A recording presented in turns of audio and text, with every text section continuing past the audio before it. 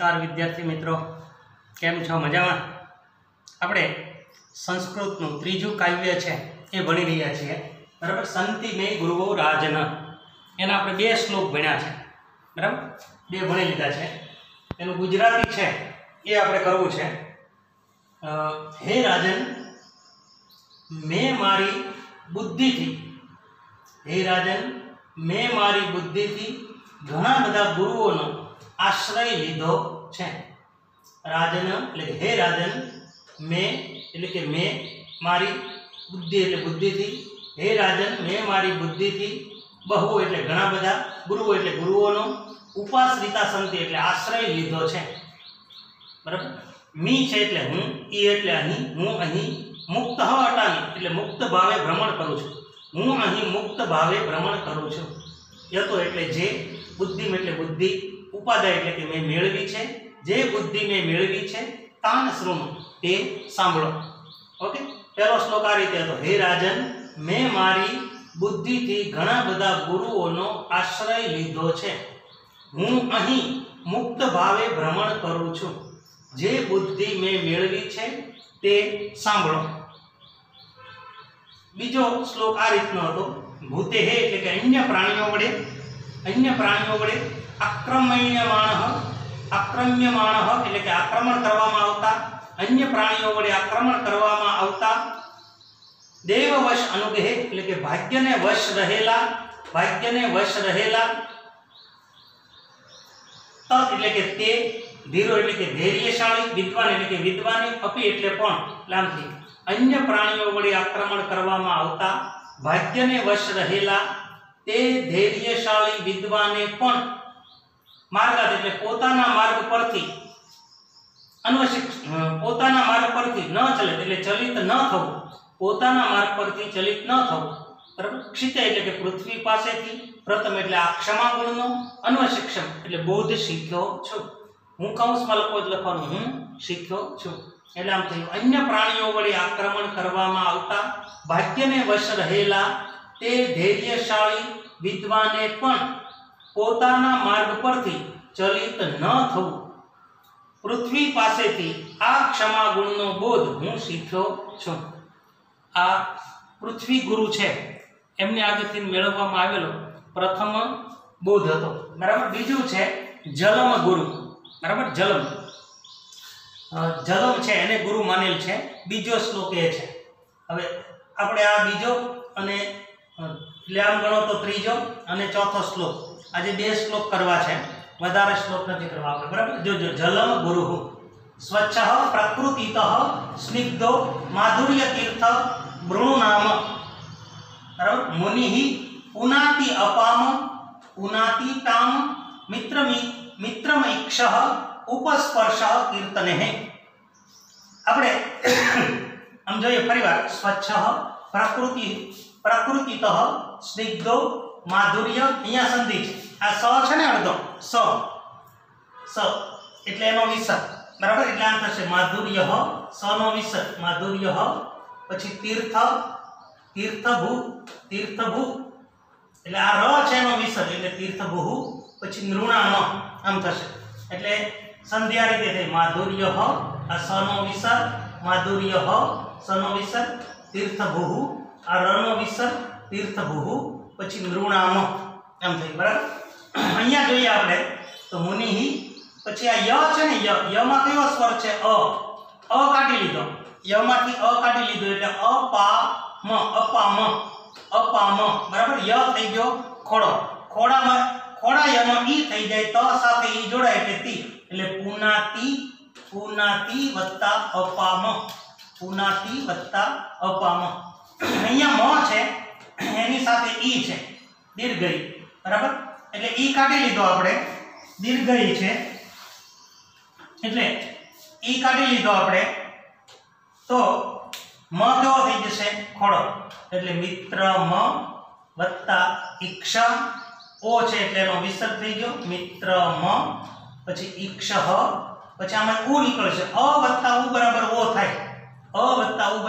થાય, ઉપસ્પર્શ અને આ કીર્તને હે, અહીંયા વિસર્ગ છે એટલે આ દરેક માટે ઈક્ષ, ઉપસ્પર્શ, અને કીર્તન ત્રણેય માટે વિસર્ગ છે એ પ્રયોજાયેલો છે એટલે સંધિ આ રીતે થશે ઓકે મિત્રમ ઈક્ષઃ ઉપસ્પર્શઃ અને કીર્તનેહ આમ થશે ઓકે હવે આપણે જોઈએ તો સ્વચ્છ પ્રકૃતિતઃ સ્નિગ્ધો માધુર્ય तीर्थभुः नृणाम मुनिः पुनाति अपाम मित्रम इक्षः उपस्पर्शः कीर्तनेः आम छे ओके હવે શબ્દ શરૂઆતમાં પ્રકૃતિતઃ એટલે કે સ્વભાવથી પ્રકૃતિ એટલે શું થાય સ્વભાવ પ્રકૃતિતઃ એટલે કે સ્વભાવથી કૌંસમાં લખ્યું જળ સ્વભાવથી જળ સ્વચ્છ સ્વભાવથી જળ સ્વચ્છ સ્નિગ્ધ એટલે કે પ્રેમાળ એટલે આમ થઈ સ્વભાવથી જળ સ્વચ્છ પ્રેમાળ માધુર્ય હોય એટલે કે મધુર અને તીર્થભૂ એટલે કે તીર્થરૂપ હોવાથી સ્વભાવથી જળ સ્વચ્છ પ્રેમાળ મધુર અને તીર્થભૂ એટલે તીર્થરૂપ હોવાથી નૃણામ એટલે કે મનુષ્યોને અપમ એટલે હંમેશા પુનાતિ એટલે પવિત્ર કરનારું છે બરાબર હંમેશા પવિત્ર કરનારું છે પણ આ મનુષ્યોને હંમેશા પવિત્ર કરનારું છે ફરી એકવાર જોઈ લો સ્વભાવથી જળ સ્વચ્છ પ્રેમાળ મધુર અને તીર્થરૂપ હોવાથી મનુષ્યોને હંમેશા પવિત્ર કરનારું છે આટલું થયું પ્રકૃતિતઃ એટલે કે સ્વભાવથી જળ સ્વચ્છ સ્નિગ્ધ એટલે પ્રેમાળ માધુર્ય એટલે કે મધુર અને તીર્થભૂ તીર્થરૂપ હોવાથી દ્રુણામ એટલે મનુષ્યોને અપમ એટલે હંમેશા પુનાતિ એટલે પવિત્ર કરનારું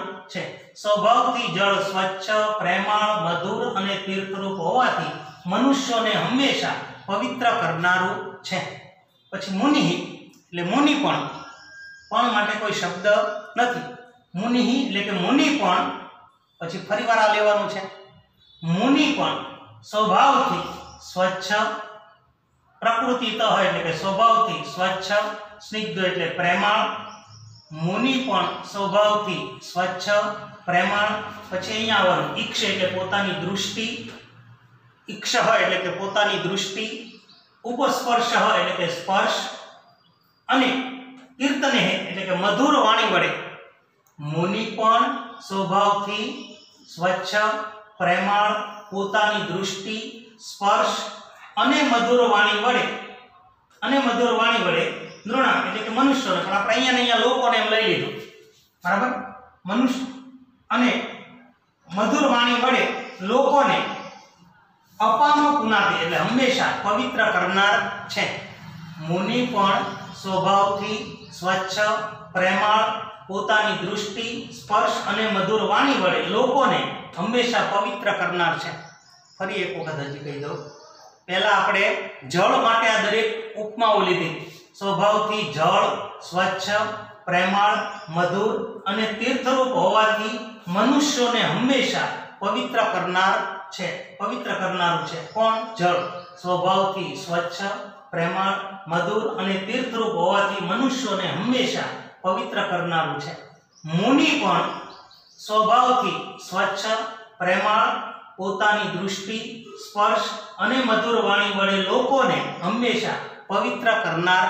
છે તેથી મુનિને કૌંસમાં લખવાનું જળનો મિત્ર એટલે મિત્ર કહે છે તેથી મુનિને જળનો મિત્ર કહે છે ઓકે તેથી મુનિને જળનો મિત્ર કહે છે આપણે આખો શ્લોક છે એક વખત ફરીવાર બોલી જાઉં છું ધ્યાન આપશો જોજો સ્વભાવથી જળ સ્વચ્છ પ્રેમાળ મધુર અને તીર્થરૂપ હોવાથી મનુષ્યોને હંમેશા પવિત્ર કરનારું છે મુનિ પણ સ્વભાવથી સ્વચ્છ પ્રેમાળ પોતાની દૃષ્ટિ સ્પર્શ અને મધુર વાણી વડે લોકોને હંમેશા પવિત્ર કરનાર છે તેથી મુનિને જળનો મિત્ર કહે છે ઓકે ભાષાંતર તમારે છે એ મેં તમને ગઈકાલે પણ કીધું હતું વાત કરી તે રીતે તમારે બધા શ્લોક લખાઈ ગયેલા હોય તો નીચે છે એ ભાષાંતર છે એ સળંગ આપણે લખવાનું હોય છે, તો નીચે ભાષાંતર છે એ તમે લખી નાખશો. આપણે એક વખત 3 શ્લોક છે એનું ગુજરાતી હું બોલી જાઉં, પછી આપણે ચોથા શ્લોક ઉપર જવું છે. શું કીધું અહીંયા? હે રાજન, મેં મારી બુદ્ધિથી ઘણા બધા ગુરુઓનો આશ્રય લીધો છે. હું અહીં મુક્ત ભાવે ભ્રમણ કરું છું. જે બુદ્ધિ મેં મેળવી છે તે સાંભળો. અન્ય પ્રાણીઓ વડે આક્રમણ કરવામાં આવતા ભાગ્યને વશ રહેલા તે ધૈર્યશાળી વિદ્વાનને પણ પોતાના માર્ગ પરથી ચલિત ન થવું. પૃથ્વી પાસેથી આ ક્ષમા ગુણનો બોધ હું શીખ્યો છું. સ્વભાવથી જળ સ્વચ્છ, પ્રેમાળ, મધુર અને તીર્થરૂપ હોવાથી મનુષ્યોને હંમેશા પવિત્ર કરનારું છે. મુનિ પણ સ્વભાવથી સ્વચ્છ, પ્રેમાળ, પોતાની દૃષ્ટિ, સ્પર્શ અને મધુર વાણી વડે લોકોને હંમેશા પવિત્ર કરનાર છે. તેથી મુનિને જળનો મિત્ર કહે છે. ઓકે, હવે તમારે જો આ લખવો હોય શ્લોક તો તમે હું ધીમે ધીમે એક વખત આ બોલી જાઉં છું એટલે તમે લખી નાખો, પછી આપણે આ ચોથા શ્લોક ઉપર જવું છે. જો સ્વભાવથી જળ સ્વચ્છ, પ્રેમાળ, સ્વભાવથી જળ સ્વચ્છ, પ્રેમાળ, મધુર અને તીર્થરૂપ હોવાથી મનુષ્યોને હંમેશા પવિત્ર કરનારું છે.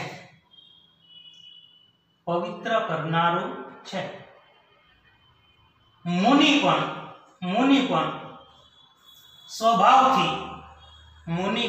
સ્વભાવથી સ્વચ્છ, પ્રેમાળ, પોતાની દૃષ્ટિ, સ્પર્શ અને મધુર વાણી વડે લોકોને હંમેશા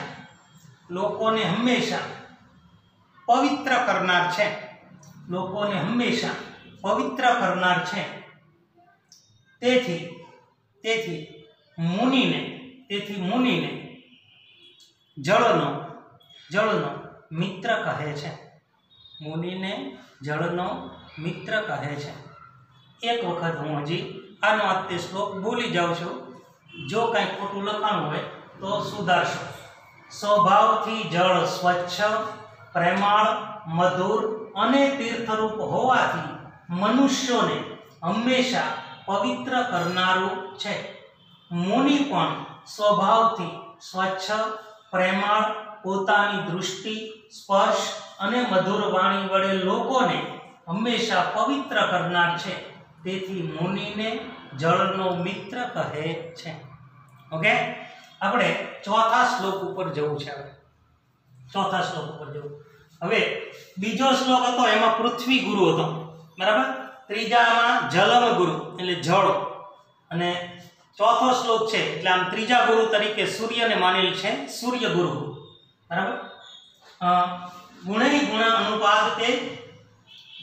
ગુણાન ઉપાદતે યથા કાલમ વિમુચ્યતિ ન તેષુ યુજ્યતે યોગી ગોભીર્ગા ઇવ ગોપતિ. જો આ ર છે અહીંયા અડધો, બરાબર. તો ર છે અડધો એટલે એનો શું થઈ જશે? વિસર્ગ. એટલે આમ થશે ગુણે હે. આ ર નો વિસર્ગ થઈ ગયો એટલે ગુણે હે થયું, ગુણે હે. પછી અહીંયા ગુણાન ન ની સાથે કયો સ્વર છે? ઉ, એટલે ઉપાદત્તે, બરાબર. ઉપાદત્તે ગુણે હે, આ ર નો વિસર્ગ ગુણે હે, ગુણાન ઉપાદત્તે આમ થયું. પછી યથા અને કાલમ બંને અલગ અલગ શબ્દ છે. યથા કાલમ વિમુચ્યતિ ન તેષુ યુજ્યતે યોગી ગોભીહિ. આ ર છે એનો પાછો વિસર્ગ. અહીંયા જે રીતે ર નો વિસર્ગ હતો એમ અહીંયા ગોભીહિ અને ગા ગોભીહિ ગા ઇવ ગોપતિ. ઓકે, એટલે બે સંધિ આવી ગુણહે ગુણાન ઉપાદત્તે યથા કાલમ વિમુચ્યતિ ન તેષુ યુજ્યતે યોગી ગોભિ ગા ઇવ ગોપતિ। હવે અહીંયા એક શબ્દ છે નહીં, સૂર્ય માટેનો કોઈ શબ્દ છે નહીં, જે રીતે અહીંયા જળ માટેનો કોઈ શબ્દ નહોતો, બરાબર, પણ આખો શ્લોક હતો એ કોને લઈને, જલને લઈને હતો, એમ સૂર્યને લઈને કોઈ શબ્દ નથી, એટલે આપણે લખ્યું જેમ સૂર્ય ગુણ હે એટલે કે પોતાના કિરણોથી, એના ગુણ છે એના કિરણો છે, એટલે જેમ સૂર્ય ગુણ હે એટલે કે પોતાના કિરણોથી, જેમ સૂર્ય પોતાના કિરણોથી ગુણાન એટલે ગુણોને, પણ કૌંસમાં મેં લખ્યું છે પૃથ્વીના જળ વગેરે ગુણોને ઉપાદત્તે એટલે ગ્રહણ કરે છે।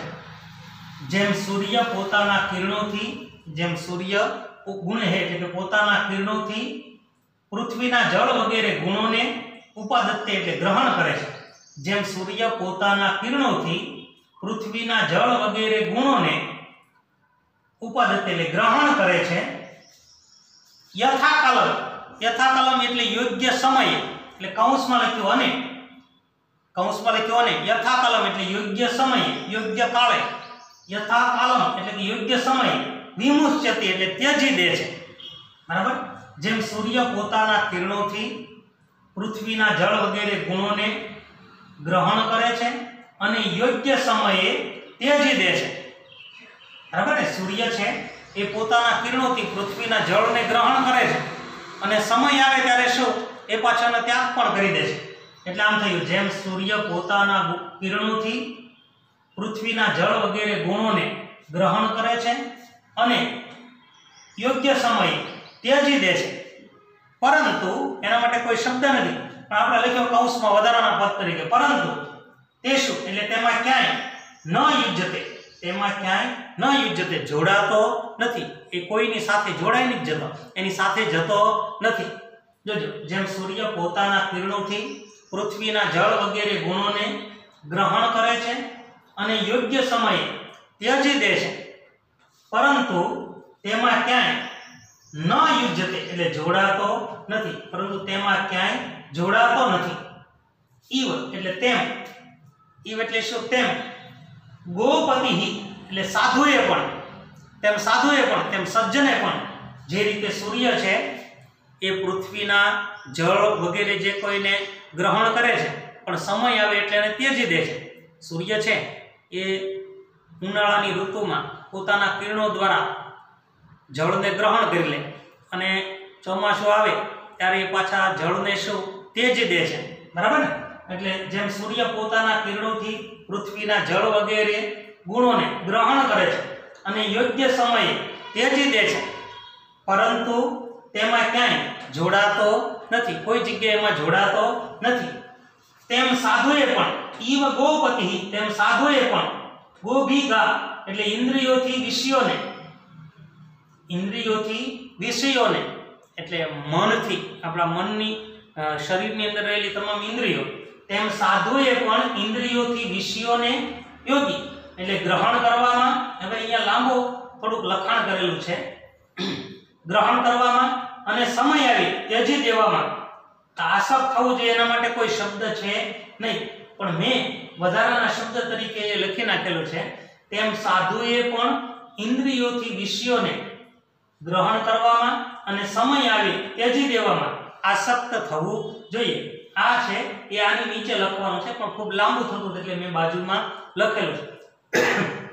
જોજો જેમ સૂર્ય પોતાના કિરણોથી પૃથ્વીના જળ વગેરે ગુણોને ગ્રહણ કરે છે અને યોગ્ય સમયે ત્યજી દે છે, પરંતુ તેમાં ક્યાંય જોડાતો નથી, તેમ સાધુએ પણ એટલે સજ્જને પણ ઇન્દ્રિયોથી વિષયોને ગ્રહણ કરવામાં અને સમય આવે ત્યજી દેવામાં આસક્ત થવું જોઈએ। હવે જો આ યોગ્ય સમયે ત્યજી દેવા જોઈએ, આ જે બધી બાબતો જે છે ને લખેલી એ ખરેખર આ બીજી વખત લેવું હોય તો અહીંથી લઈ શકાય, આના માટેના કોઈ શબ્દો છે નહીં। યોગી એટલે કે ગ્રહણ કરવામાં, બરાબર, યોગી એટલે શું થાય, ગ્રહણ કરવામાં, અર્થ એવો થાય, પણ આપણે વધારાના પદ તરીકે શું આ વધારા પદને બધાને અહીંયા લઈ લીધેલા અહીંને બદલે, ફરી એકવાર જોઈ લો। જેમ સૂર્ય પોતાના કિરણોથી પૃથ્વીના જળ વગેરે ગુણોને ગ્રહણ કરે છે અને યોગ્ય સમયે ત્યજી દે છે, પરંતુ તેમાં ક્યાંય જોડાતો નથી, તેમ સાધુએ પણ ઇન્દ્રિયોથી વિષયોને ગ્રહણ કરવામાં અને યોગ્ય સમય આવે ત્યજી દેવામાં આસક્ત થવું જોઈએ। ઓકે, આ ચોથો શ્લોક। હજી એક વખત હું આ શ્લોક છે એ બોલી જાઉં છું। ઓકે, જોજો। જેમ સૂર્ય પોતાના કિરણોથી પૃથ્વીના જળ વગેરે ગુણોને ગ્રહણ કરે છે અને યોગ્ય સમયે ત્યજી દે છે, પરંતુ તેમાં ક્યાંય જોડાતો નથી, તેમ સાધુએ પણ ઇન્દ્રિયોથી વિષયોને ગ્રહણ કરવામાં અને સમય આવે ત્યજી દેવામાં આસક્ત થવું જોઈએ। આપણે 4 શ્લોક છે એનું ભાષાંતર બોલું, પણ આજે જે 2 શ્લોક કર્યા એ બંનેનું એક વખત હું પહેલા બોલી જાઉં છું। જો, સ્વભાવથી જળ સ્વચ્છ, પ્રેમાળ, મધુર અને તીર્થરૂપ હોવાથી મનુષ્યોને હંમેશા પવિત્ર કરનારું છે। મુનિ પણ સ્વભાવથી સ્વચ્છ, પ્રેમાળ, પોતાની દૃષ્ટિ, સ્પર્શ અને મધુર વાણી વડે લોકોને હંમેશા પવિત્ર કરનાર છે, તેથી મુનિને જળનો મિત્ર કહે છે। જેમ સૂર્ય પોતાના કિરણોથી પૃથ્વીના જળ વગેરે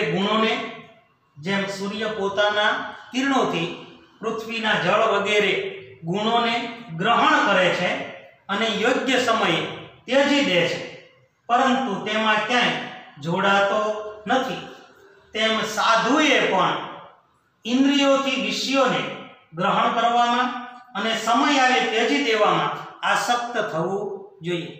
ઓકે, 4 શ્લોક છે એ હું એકવાર હજી બોલી જાઉં છું। હે રાજન, મેં મારી બુદ્ધિથી ઘણા બધા ગુરુઓનો આશ્રય લીધો છે, જે બુદ્ધિ હું અહીં મુક્ત ભાવે ભ્રમણ કરું છું, જે બુદ્ધિ મેં મેળવી છે તે સાંભળો। હે રાજન, મેં મારી બુદ્ધિથી ઘણા બધા ગુરુઓનો આશ્રય લીધો છે, જે બુદ્ધિ હું અહીં મુક્ત ભાવે ભ્રમણ કરું છું, જે બુદ્ધિ મેં મેળવી છે તે સાંભળો। અન્ય પ્રાણીઓ વડે આક્રમણ કરવામાં આવતા ભાગ્યને વશ રહેલા તે ધૈર્યશાળી વિદ્વાને પણ પોતાના માર્ગ પરથી ચલિત ન થવું। પૃથ્વી પાસેથી આ ક્ષમા ગુણનો બોધ હું શીખ્યો છું। સ્વભાવથી જળ સ્વચ્છ, પ્રેમાળ, મધુર અને તીર્થરૂપ હોવાથી મનુષ્યોને હંમેશા પવિત્ર કરનારું છે। મુનિ પણ સ્વભાવથી સ્વચ્છ, પ્રેમાળ, પોતાની દૃષ્ટિ, સ્પર્શ અને મધુર વાણી વડે લોકોને હંમેશા પવિત્ર કરનાર છે, તેથી મુનિને જળનો મિત્ર કહે છે। જેમ સૂર્ય પોતાના કિરણોથી પૃથ્વીના જળ વગેરે ગુણોને ગ્રહણ કરે છે અને યોગ્ય સમયે ત્યજી દે છે, પરંતુ તેમાં ક્યાંય જોડાતો નથી, તેમ સાધુએ પણ ઇન્દ્રિયોથી વિષયોને ગ્રહણ કરવામાં અને સમય આવે ત્યજી દેવામાં આસક્ત થવું જોઈએ। ઓકે, આપણે 4 શ્લોક કર્યા। આવતા તાસમાં બાકીના જે 2 શ્લોક છે એ કરીશું અને આપણે આ કાવ્યને આગળ વધારીશું। ઓકે, ચાલો આવજો।